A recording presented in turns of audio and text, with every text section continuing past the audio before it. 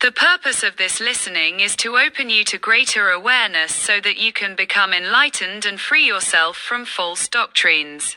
This is the second part and it will continue. So subscribe to the channel and follow. In the beginning of time, when the masses of people, animals and plants received breath, these masses came to life in an instant. They did not yet have a soul. But when the breath entered the mass and made them alive, the soul began to form in each one. Just as the seed from which a great tree grows is a seed like a computer program. But people and animals needed universal support in the beginning more than ever. They had to form their own awareness of everything around them and visible without outside help. Strange sensations.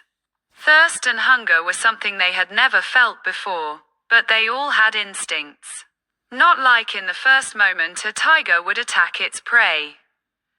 Because the soul had to develop every minute and hour, the development began. Who am I?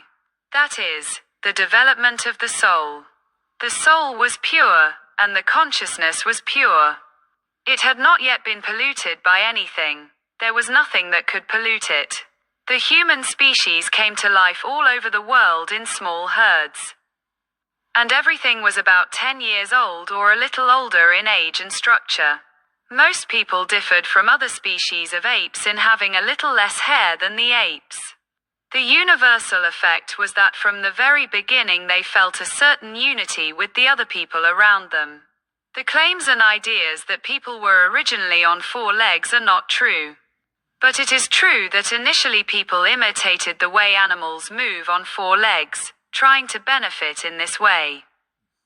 But the difference in the body from other animals always led to the fact that people walked on 2 legs. The color spectrum of the human species was much wider than the one that remained. And there were also more structural differences. You can imagine a human herd from the very beginning. A lot happened there. Knowledge came when you sit on the wrong stone, which now hurts. All this develops the soul. Gestures, facial expressions and even sounds when this happens began to spread even within the herd. It is certain that if someone in the herd does something that hurts or harms others, the others should be careful. The universe and the goddesses sent rain on people and animals. And thus water became the solution to thirst, and it was discovered that man does not die. People both became aware of themselves and imitated the ideas of other animals around them about how to cure hunger and what can be used for hunger.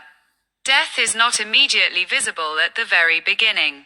The sizes of human herds varied from a few individuals to 20, and it must be taken into account that none of them are related to each other. We need to name and observe one herd and name an individual from the herd so we can get to know the first few meters. But that's only part 3. Stay tuned for updates.